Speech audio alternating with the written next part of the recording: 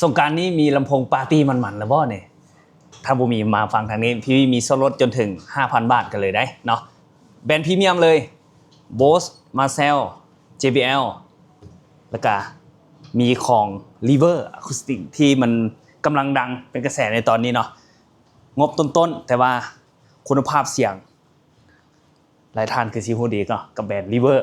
แล้วพี่ๆจะพามาเบิ่งของแบรนด์เมกาอีกคือ QSC เนาะนี่ทางนี้ไปคุณภาพพรีเมียมคือตัวนี้นี่พี่ๆอันเปิดให้ลูกค้ามาหาพี่ๆนี่ฟังเสียงนกเสียงกานี่อยู่นี่ได้นี่เบิ่งตัวอย่างนี่ของ QSC CB10 ตัวนี้เนาะแล้วก็ของ JBL มีครบลายเลยแล้วก็ไมค์ห้องเพลงม้วนๆก็มีเนาะอันนี้พี่ๆเกินไปท่าได้มีส่วนหลายย้ำว่าเป็นของแบรนด์แท้ได้นี่แล้วก็เป็นเครื่องสูตรให้ลูกค้าสามารถเบิ่งสแกนตัวนี้ได้เลยเด้อลำเพลงของพี่ๆทุกตัวเลยมาจากตัวนี้เด้อมหาจักรนี่ตัวนี้จะเป็นศูนย์ตัวแทนจำหน่ายรายใหญ่ของประเทศไทยกันเลยเนาะสำหรับแบรนด์ของนี่ชื่อว่าแล้วก็มิกเซอร์ก็มีของ Yamaha แล้วก็ของตัวนี้ Soundcraft ตัวนี้เป็นของแบบอนาล็อกเนาะสำหรับลำโพง JBL Party Box ก็มีเส้นเดียวกัน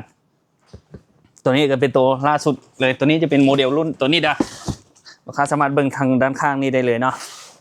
ตัวนี้รุ่น320ก่อนหน้าจะเป็นรุ่น310จะเป็นตัวรุ่นเก่าเนาะตัวนี้จะเป็นตัวล่าสุดละ320 720 520อย่างสิมีครบเลยเนาะแล้วก็มาเบิ่งตัวไมค์ที่มันเป็นของ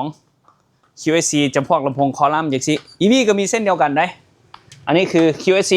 ลูกค้าสามารถมาสัมผัสเสียงตัวจริงได้เลยเนาะที่ฮานพีแอร์บ้านและเครื่องใช้ไฟฟ้าเด้ออยู่บ้านผลมะพร้าวในของ Bose มีตั้งแต่ตัวนี้อันนี้คือซับ2ตัวนี้ก็บ่แพงเนาะแสนปลายบาทนั่นนี่แสนปลายเท่าไหร่ถึกเด้พี่มีส่วนลดหลายเลยตัวนี้เนาะของ Bose นี่ L32 เด้อตัวนี้นี่แล้วก็ตัว L1 Pro 16ก็มีเส้นเดียวกันเนาะและ Pro 8มีแล้วก็ตัวล่าสุดนี่คือตัวนี้ตัว S1 Pro Plus ราคาบ่แพงเลยเนาะมีส่วนลดหลายเนาะเกือบ 5,000 บาทตามที่พี่ๆแจ้งไว้ให้เลยเนาะแล้วก็ของ River ของ EV มีเส้นเดียวกันเด้อเนาะมาสัมผัสมาฟังได้เลยนี่ตัวนี้ของ EV พี่ๆตั้งโซนอยู่นี่จะเป็นของ QSC เดี๋ยวพี่ๆจะแจ้งราคาให้ทางหลังไมค์เดี๋ยวพี่ๆจะจัดพิเศษให้สำหรับทุกท่านเนาะโปรเฉพาะช่วงที่พี่ๆนำสินค้าตัวนี้เข้ามาขายใหม่เนาะซื้ออยู่ใส่ก็ได้เช่นเดียวกันคุณภาพ